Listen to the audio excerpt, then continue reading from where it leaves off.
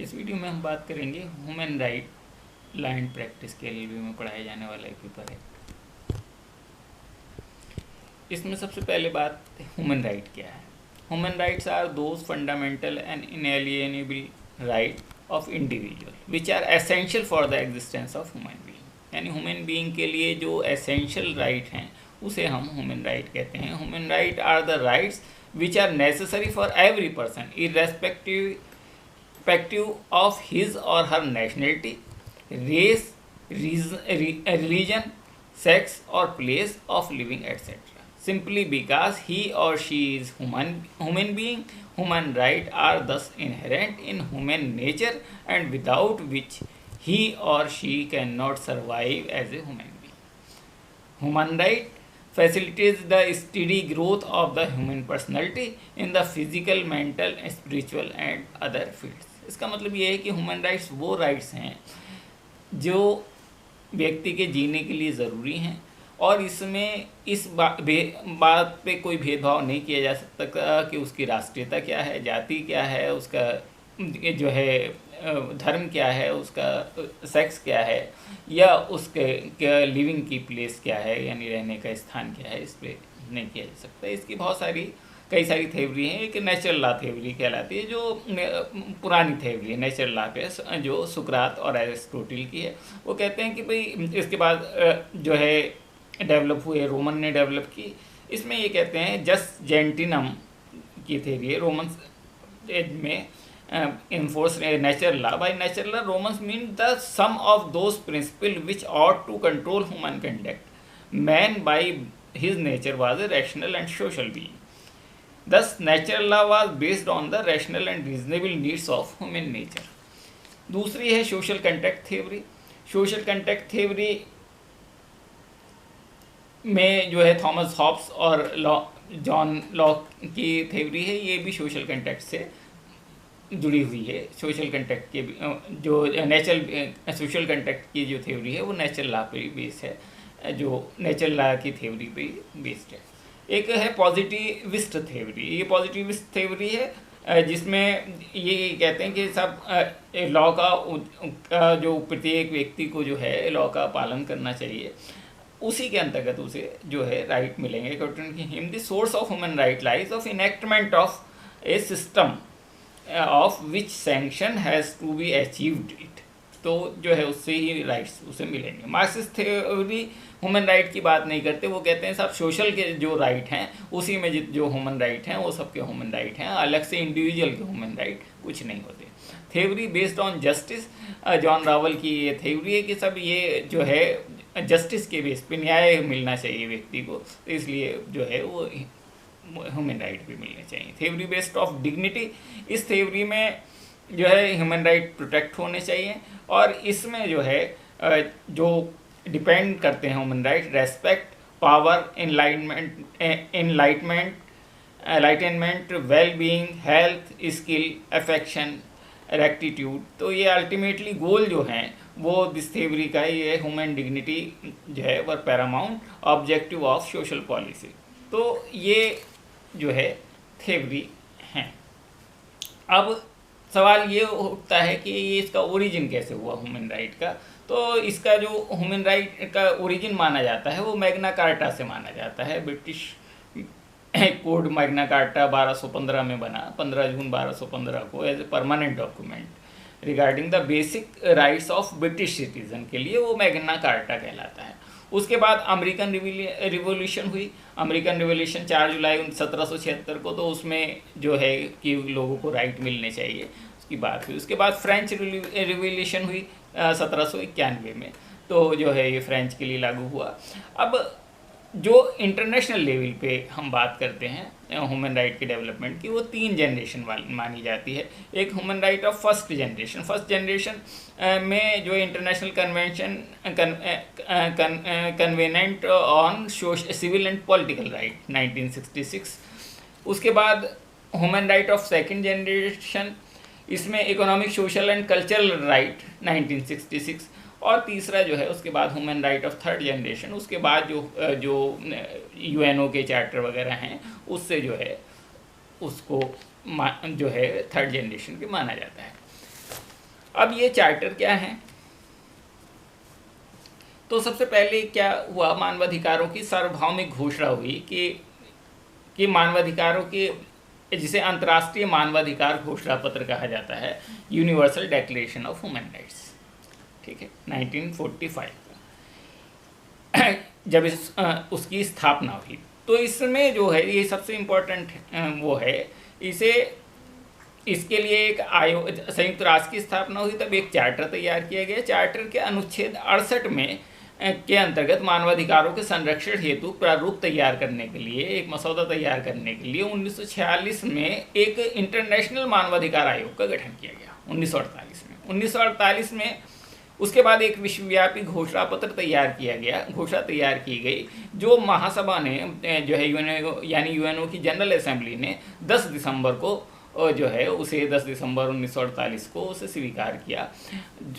उसमें 30 आर्टिकल हैं, 30 अनुच्छेद हैं, और इसीलिए 10 दिसंबर को इंटरनेशनल मानवाधिकार दिवस, ह्यूमन राइट डे मनाया जाता है, क्योंकि 10 दिसंबर को इसे पूरे विश्व में लागू किया गया था। यानी जो है अगर इंटरनेशनल लेवल पे देखें, हमने जब मैग्ना कार्टा देखा तो वो ब्रिटिश नागरिकों के लिए था, अमेरिकन क्रांति हुई तो अमेरिका के लिए थी, फ्रेंच क्रांति हुई फ्रांस के लिए थी, पूरी दुनिया के लिए नहीं था। पूरी दुनिया के लिए ये यूएनओ जब बना तो 10 दिसंबर 1948 को पहला घोषणा पत्र आया। तो मानवाधिकार घोषणा पत्र 1948 का है, उसमें 30 अनुच्छेद हैं। उसमें क्या क्या बातें लिखी हुई हैं उस पर हम बात कर रहे हैं कि सबसे पहले सभी मनुष्य स्वतंत्र पैदा हुए हैं तथा प्रतिष्ठा एवं अधिकारों में समान है, तो यानी सबको समानता का अधिकार मिलना चाहिए। दूसरी, सभी मनुष्यों में तर्क शक्ति एवं विवेक है, उसमें पारस्परिक बंधुत्व का व्यवहार होना चाहिए। तीसरी बात है, प्रत्येक व्यक्ति को जीवन, स्वतंत्रता तथा सुरक्षा का अधिकार है। चौथी बात है, विधि के समक्ष सभी व्यक्ति समान होंगे, यानी लॉ के में जो है सभी समान होंगे। पांचवा, किसी भी व्यक्ति को दास या गुलाम बनाकर नहीं रखा जा सकेगा। किसी भी व्यक्ति के साथ ना तो अमानवीय व्यवहार किया जाएगा और ना ही क्रूरतम दंड दिया जाएगा, क्रूरतम दंड भी नहीं दिया जाएगा। प्रत्येक व्यक्ति को विचारों की अभिव्यक्ति की स्वतंत्रता होगी। भ्रमण, शांतिपूर्ण सम्मेलन, व्यापार, व्यवसाय, वृत्ति और पेशा करने की स्वतंत्रता होगी। प्रत्येक व्यक्ति को शारीरिक, मानसिक एवं बौद्धिक विकास के समुचित अवसर उपलब्ध होंगे। प्रत्येक व्यक्ति को शिक्षा पाने का अधिकार होगा तथा प्रारंभिक शिक्षा अनिवार्य एवं निःशुल्क होगी। इसमें 1948 में लिखा हुआ है अनिवार्य एवं निःशुल्क होगी प्राथमिक शिक्षा। प्रत्येक व्यक्ति को संपत्ति रखने तथा उसका इच्छानुसार व्ययन करने का अधिकार होगा। अभियुक्त को जब तक निर्दोष माना जाएगा जब तक उसके विरुद्ध आरोप साबित नहीं हो जाता। प्रत्येक व्यक्ति को सुनवाई का युक्तियुक्त अवसर प्रदान किया जाएगा। किसी भी व्यक्ति को मनमाने तौर पर गिरफ्तार, बंदी अथवा कैदी नहीं बनाया जाएगा। समान कार्य के लिए समान वेतन दिया जाएगा। वयस्क पुरुष और स्त्रियों को राष्ट्रीयत्व तथा धर्म के बिना विवाह करने और कुटुंब स्थापित करने का अधिकार होगा। प्रत्येक व्यक्ति अपने अधिकारों का उपयोग एवं स्वतंत्रताओं का उपयोग इस तरह करेगा कि उससे अन्य व्यक्तियों के अधिकारों एवं उनकी स्वतंत्रता में हस्तक्षेप ना हो। यानी जैसे जवाहरलाल नेहरू ने कहा था कि हमारी आज़ादी वहाँ से शुरू होती है जहाँ पे दूसरे की आज़ादी खत्म होती है। मतलब दूसरे की आज़ादी में हम खलल नहीं डाल सकते, यानी उनको भी अधिकार है। मतलब एक व्यक्ति है तो अपने अधिकार सारे ले ले और दूसरे व्यक्ति को गुलाम बना ले, ऐसा नहीं हो सकता। तो ये मानवाधिकार हैं और इसे हमारे मूल अधिकारों में करीब करीब सम्मिलित किया गया है। उसके बाद क्या हुआ, मानवाधिकार तथा मूल अधिकारों की रक्षा के लिए एक यूरोपीय संधि हुई जो 1950 में यूरोपीय देशों में लागू करने के लिए एक संधि के लिए कदम उठाया और उसके लिए एक कमीशन की स्थापना की। संयुक्त राष्ट्र कमीशन ने 1964 में सामाजिक एवं आर्थिक परिषद द्वारा मानवाधिकारों पर संयुक्त राष्ट्र कमीशन की स्थापना हुई। कमीशन को जो है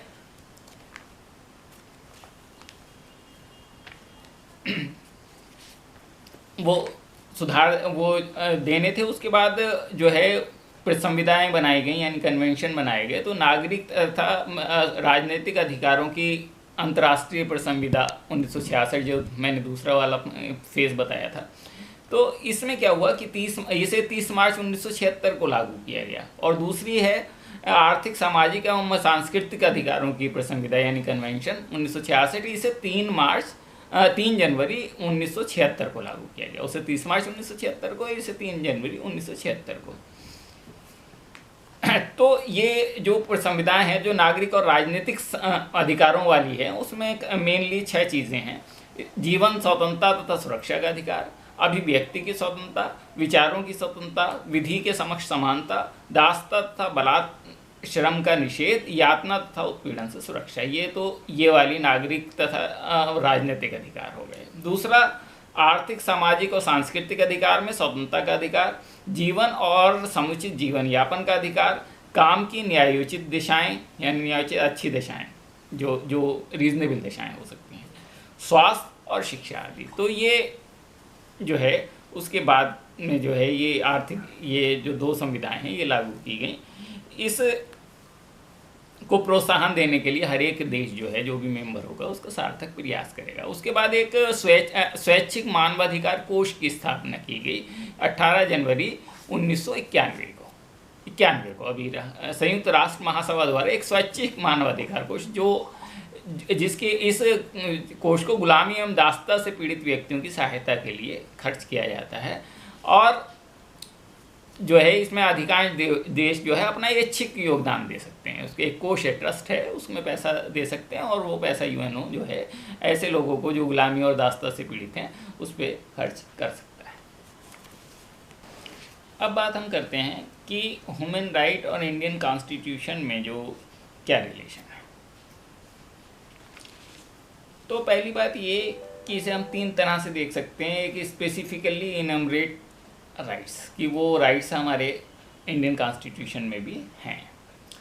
other right not specified in enumerate, other right हैं लेकिन इनमरेट नहीं है, स्पेसिफिकली वैसे का वैसे ही नहीं है। Unenumerate right which have not been recognise, जो हमारे कॉन्स्टिट्यूशन ने रिकॉग्नाइज नहीं किए। तो पहली बात इनमरेट वाले में सिविल एंड पॉलिटिकल राइट की हम बात करते हैं। सिविल एंड जो है पॉलिटिकल राइट में right to life, liberty and security of person जो है, ये universal declaration of human right के आर्टिकल 3 में है। हमारे यहाँ आर्टिकल 21 में इंडियन कॉन्स्टिट्यूशन में। उसके बाद prohibition of slavery, slave trade etcetera, दास्ता के विरुद्ध जो अधिकार है वो आर्टिकल 23 में हमारे यहाँ है, वो आर्टिकल 4 में यूनिवर्सल डिक्लेरेशन में है। Equity before law and non discrimination, मतलब कोई भेदभाव ना करने और जो है सबके लिए कानून का समान राज होने की स्थिति में, रूल ऑफ लॉ में जो है इक्विटी सबके समानता होने में आर्टिकल 7 में है उसके यूनिवर्सल डिक्लेरेशन के। और हमारे यहाँ आर्टिकल 14 और 15(1) में फंडामेंटल राइट है। Right to effective remedy article 8 में है वहाँ पर, और हमारे यहाँ आर्टिकल 32 में है कि हम सीधे सुप्रीम कोर्ट जा सकते हैं। इसके अलावा इफेक्टिव रेमेडी के लिए हम 226 में हाई कोर्ट भी जा सकते हैं direct. Right against arbitrary arrest, मनमानी गिरफ्तारी से जो के विरुद्ध राइट जो है वो आर्टिकल 9 में है, उसमें जो है हमारे यहाँ आर्टिकल 22 में है। Right against ex post facto law article 11(2) में है, और इसमें 20(1) में है कि पिछली डेट से कोई भी दंडात्मक कानून लागू नहीं हो सकता है।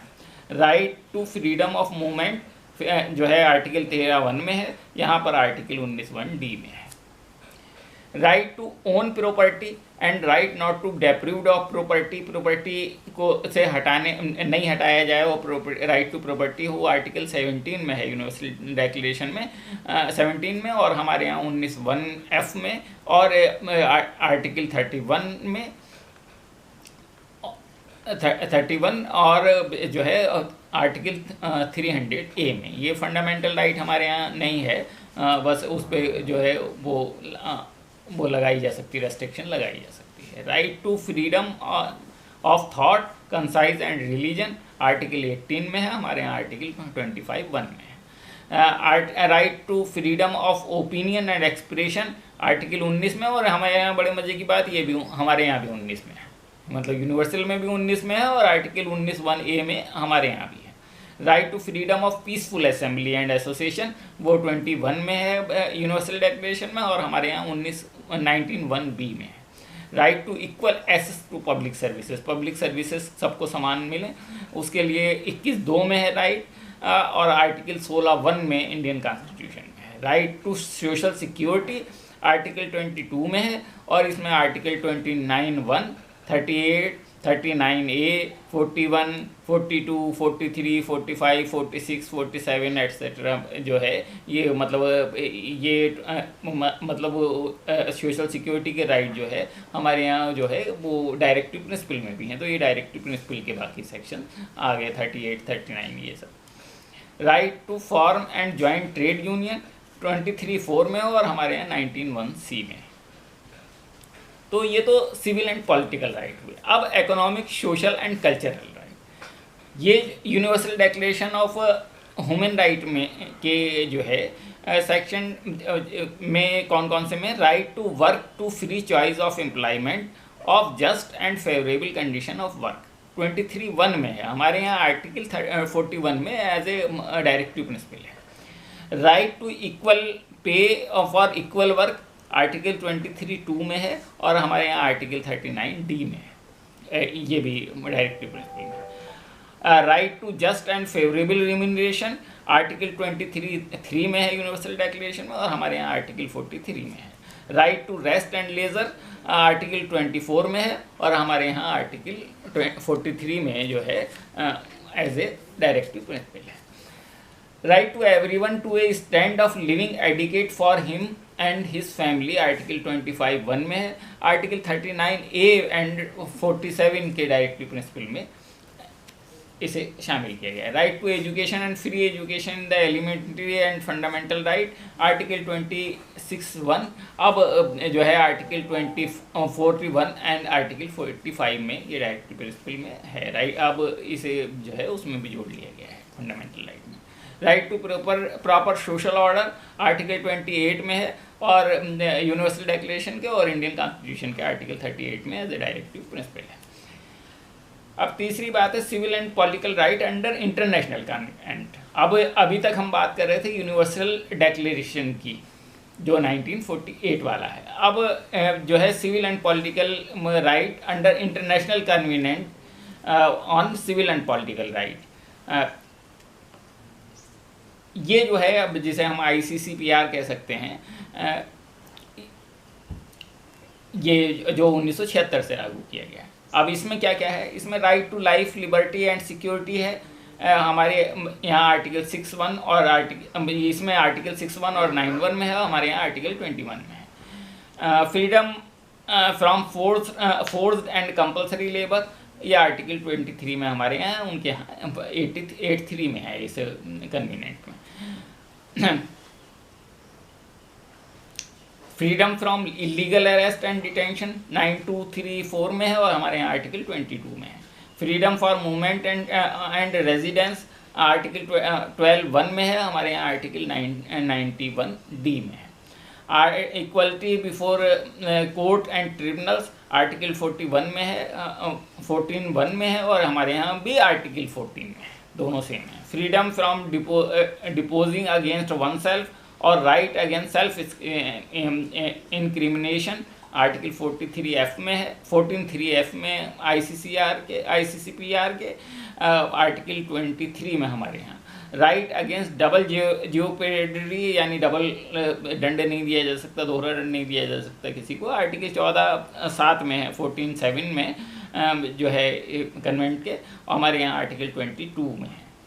Right against post facto law article 15(1) में, हमारे यहाँ आर्टिकल 21 में है। Freedom of conscience and propagation of religion article 18(1) में है, हमारे यहाँ आर्टिकल 25 में है। Right to free franchise and freedom of speech and expression article 19(1) and 2 में है, वो यहाँ भी हमारे यहाँ 19(1)(a) में है। Freedom of peaceful assembly article 21 में है उसके कन्वीनेंट के, civil and political right covenant के, हमारे यहाँ जो है आर्टिकल 19(1)(b) में है। फ्रीडम टू फॉर्म एसोसिएशन और यूनियन आर्टिकल 22(1) में है, यहाँ पे आर्टिकल 19(1)(c) में है। Right to equality in public employment 25(c) में है और यहाँ पर आर्टिकल 16(1) में है। Right to equality before law and equal protection of law article 26 में है, यहाँ पर आर्टिकल 14 एंड 15(1) में है। right to protection of cultural and religious interest of minorities, and also right to establish and administer educational institution by them, article 27 में है ICCPR के, और इसमें आर्टिकल 29 एंड 30 में हमारे कॉन्स्टिट्यूशन में है। अब फोर्थ है economic, social and cultural right under international covenant on economic social. ये जो दूसरा वाला है इकोनॉमिक सोशल, वो वाला जो था पॉलिटिकल राइट वाला था, और ये इकोनॉमिक सोशल वाला, सोशल एंड कल्चरल राइट वाला 96 है। और इसमें इंडियन कॉन्स्टिट्यूशन कहाँ कहाँ है, इसमें जो मेनली है इंडियन कॉन्स्टिट्यूशन में जो हमारे एज ए राइट नहीं दे रखा है, एज ए डायरेक्टिव प्रिंसिपल दे रखे हैं। इसमें कहाँ कहाँ है, equal pay for equal work article 7A1 में कन्वेनेंट में है, और हमारे यहाँ आर्टिकल 39D में है। Protection of children and youth article 10(3) में है, हमारे यहाँ 39E में है। Right to work and employment article 6(1) में है, हमारे यहाँ आर्टिकल 41 में है। Right for just and human condition of work and maternity relief 7H and 10(2) में है, हमारे यहाँ आर्टिकल 42 में है। Right to living wages etcetera for workers article 7A और आर्टिकल 7D में है, हमारे यहाँ आर्टिकल 43 में है। Right for free secondary education against the state जो आर्टिकल 32 में है, यहाँ पर आर्टिकल 45 में है। Right to adequate standard of living for self and family article 11 में है, वहाँ पर हमारे यहाँ डायरेक्टिव प्रिंसिपल के आर्टिकल 47 में है। ये तो स्पेसिफाइड वाले हो गए कि जो स्पेसिफाइड हैं। हमारे यहाँ नंबर्ड भी हैं, नंबर, लेकिन नॉट स्पेसिफिकली इनोमरेटेड राइट जो हैं वो कौन कौन से हैं।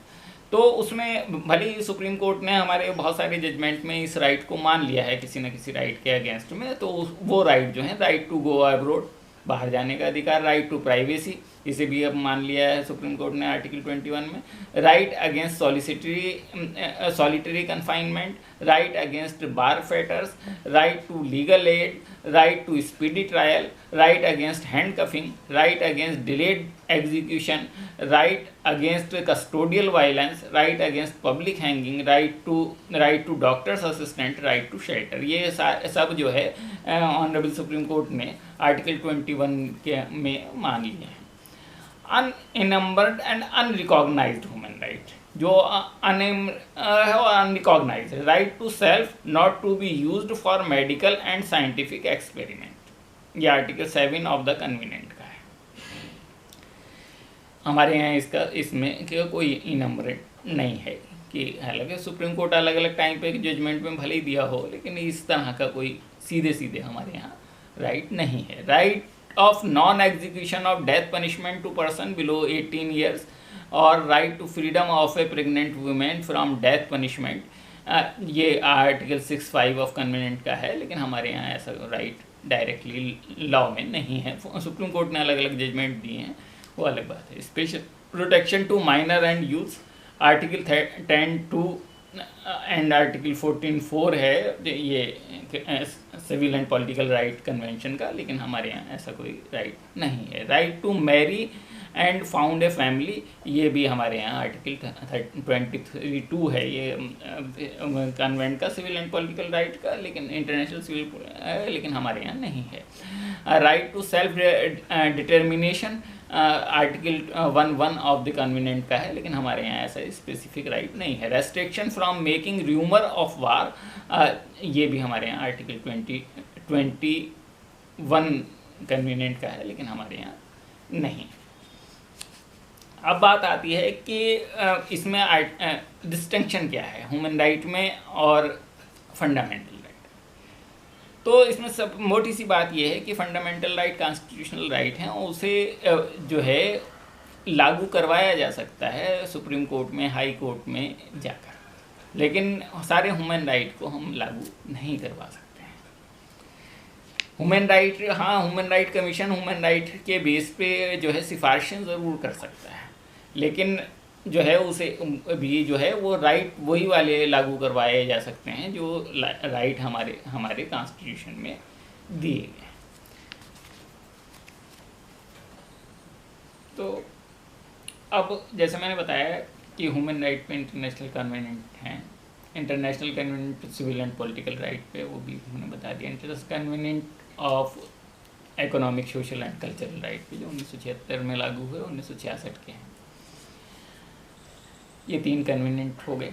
अब इंटरनेशनल कन्वेंट और भी हैं जो इनह्यूमन एक्ट्स के लिए हैं, जैसे जोनोसाइड की, किसी कहीं भी जोनोसाइड नहीं की जाएगी, अपार्थफील्ड या टॉर्चर नहीं किया जाएगा, स्लेवरी, किसी को दास्ता नहीं की जाएगी, या स्लेव ट्रेड नहीं किया जाएगा, ऐसी फोर्स्ड एंड कंपलसरी लेबर नहीं करवाई जाएगी, ट्रैफिक इन पर्सन नहीं किया जाएगा, प्रोस्टिट्यूशन नहीं होगा, वुमेन एंड रेसल डिस्क्रिमिनेशन नहीं होगा। इसके लिए अलग अलग कन्वीनियंट अलग अलग टाइम में लागू किए गए हैं।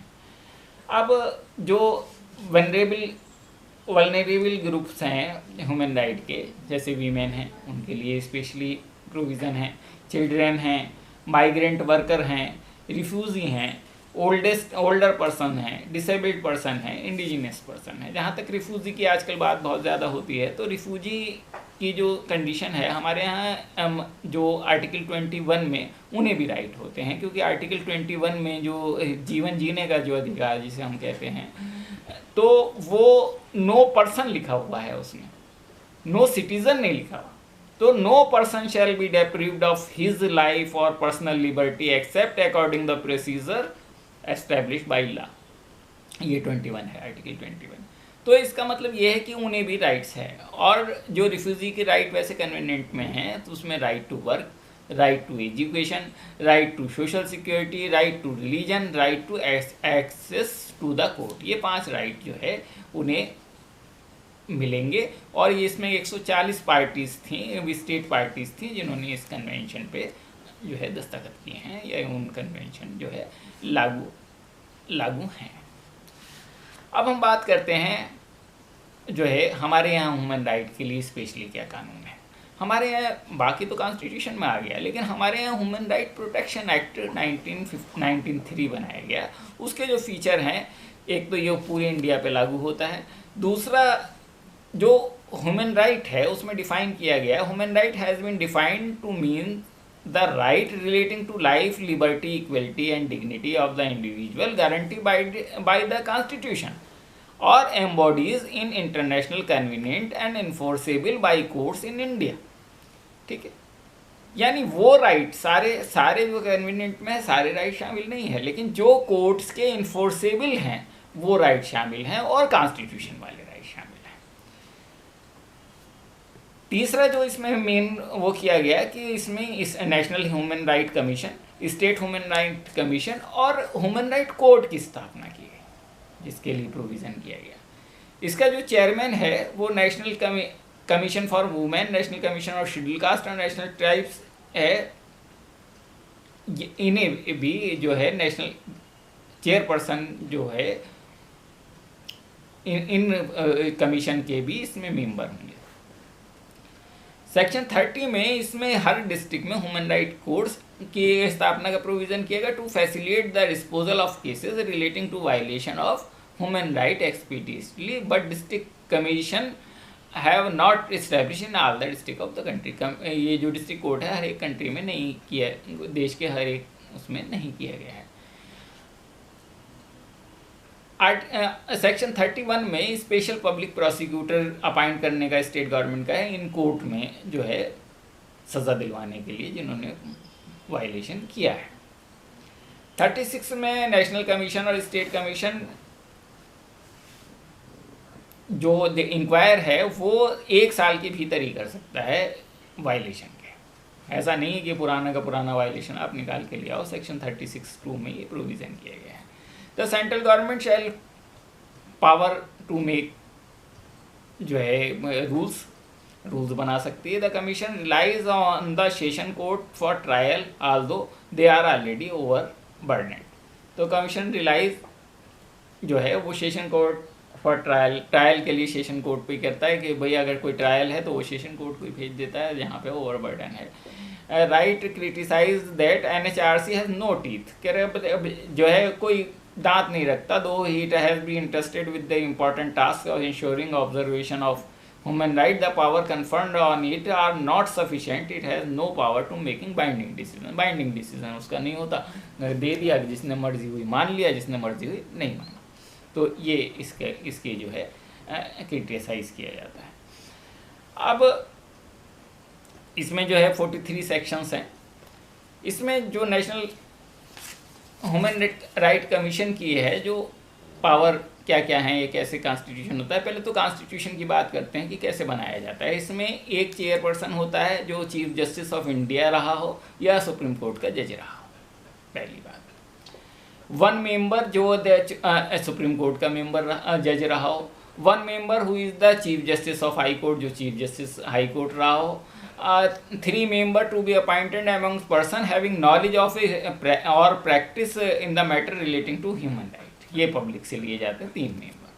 Beside the chairman of the National Commission for Backward Class and National Commission for Minorities, the National Commission for the Protection of Child Right, the National Commission of Scheduled Caste, National Commission of Tribes and National Commission of Women, and Chief Commissioner for persons with disability shall be deemed to be member of the commission, ये deemed member माने जाते हैं। जो chairperson और other member का appointment होता है वो एक कमेटी करती है, रिकमेंड करती है, जिसमें प्राइम मिनिस्टर चेयरपर्सन होता है, स्पीकर ऑफ द हाउस जो है मेंबर होता है, और minister in-charge of ministry home affair जो है मेंबर होता है, लीडर ऑफ अपोजिशन मेंबर होता है, leader of opposition in the council of state, मतलब हाउस ऑफ पीपल में और काउंसिल ऑफ स्टेट में जो है मेंबर होता है, यानी जो है संसद में भी जो के दोनों सदनों में, लोकसभा का भी मेंबर और राज्यसभा में भी जो अपोजिशन मेंबर होगा वो। डिप्टी चेयरमैन जो है वो काउंसिल ऑफ स्टेट का जो है वो मेंबर होता है। तो ये सारे मेंबर जो है ये तय करते हैं कि कौन कौन इसके अध्यक्ष होंगे, कौन से जो है सदस्य होंगे, और इनका जो कार्यकाल होता है वो 3 साल का होता है। रेजिग्नेशन देने पे ये हटाया जा सकता है इनको, मतलब ये इनका कार्यकाल ख़त्म हो सकता है, लेकिन हटाने के लिए जो है मिसबिहेवियर के ग्राउंड पे या इनकैपेसिटी की ग्राउंड पे सुप्रीम कोर्ट को रेफरेंस भेजना पड़ता है। सुप्रीम कोर्ट अगर इनके ये मानेगा कि हाँ सब ग्राउंड हैं तभी इन्हें हटाया जा सकता है, नहीं तो इन्हें हटाया नहीं जा सकता है। अब फंक्शन क्या है इनके, कह रहे इंक्वायर स्योमोटो भी है, स्योमोटो और ऑन द पिटिशन प्रेजेंटेड और हिम एक विक्टिम और any other person on his behalf into complaint of violation of human right और एबेटमेंट देयर ऑफ, कहीं ह्यूमन राइट का वायलेशन हुआ है या एबेटमेंट हुआ है। Negligence in preventive of such violation by a public servant ने नेग्लिजेंस रहा है, लापरवाही की है। Intervene in any proceeding involving any allegation of violation of human right pending before the court with the approval of such court। intervene कर सकता है proceeding में अगर कहीं पर ह्यूमन राइट का वायलेशन लिया गया है, लेकिन जो है with the approval of such court के अप्रूवल के बाद, डायरेक्ट नहीं हो सकता किसी ने। visit under information to the state government, any jail or any other institution under the control of the state government where persons are detained or lodged or for purpose of treatment, reformation or protection to study the living condition of inmates and make recommendation thereon। कि jail visit कर सकता है, hospital visit कर सकता है, यहाँ पर treatment वगैरह किया जा सकता है उनकी कंडीशन को देखने के लिए। Review the safeguard provided by और अंडर द कॉन्स्टिट्यूशन और any law for the time being in force for the protection of human right and recommend measure for their effective implementation. Review the factors including act of terrorism that inhibit and enjoyment of human right and recommend appropriate remedies। Study treaties and other international instruments on human rights and make recommendation for their effective recommendation। Undertake and promote research in the field of human rights। Spread human right literacy among various sections of the society। Encourage the effort of non-governmental organization and institution working in the field of human rights। Such other function as considered necessary promotion of human right. ये जो है human right के लिए इनके काम है। अब जो है इंक्वायरीज में क्या इसकी पावर है, उसमें जो है जो कोर्ट की समनिंग वगैरह की पावर होती हैं वो उसकी पावर है कि उसे वो कर सकती है। कंप्लेंट जो है जो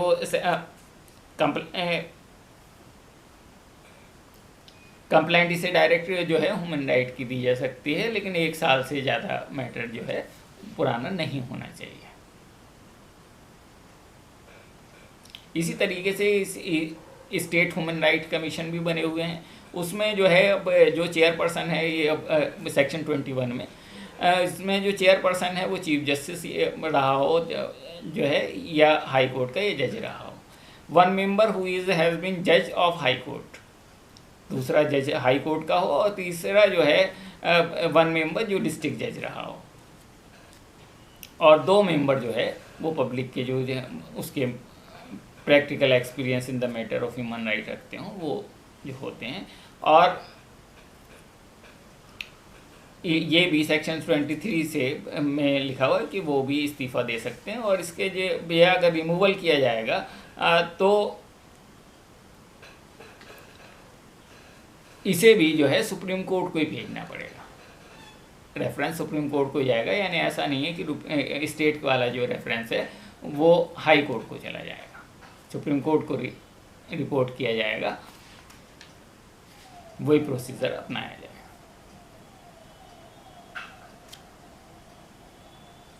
इसका जो जुडिक्शन है वो स्टेट में होगा, और वो भी अपने ऑर्डर दे सकता है, लेकिन वो ऑर्डर जो है बाइंडिंग नहीं होंगे। इसमें हमने आपको जो है जो भी सिलेबस है करीब करीब वो बता दिया है। इसकी जो डिटेल्ड आपको स्टडी करनी है वो अपने लेवल पे आप अपने नोट्स से, अपनी टेक्स्ट बुक्स वगैरह से ज़रूर करें।